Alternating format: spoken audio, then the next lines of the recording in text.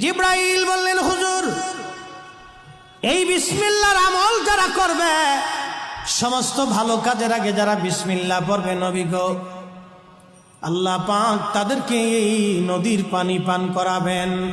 হাউজে কাউসারের পানি তাদের জন্য বরাদ্দ হবে। একবার জোরে বলা যাবে কি মারহাবা? কতদিন পর্যন্ত এই জান্নাতে থাকবে তারা?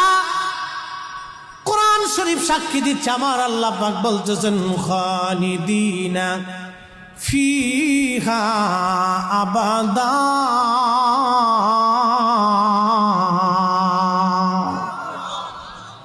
চিরদিন চিরদিন চিরদিন চিরদিন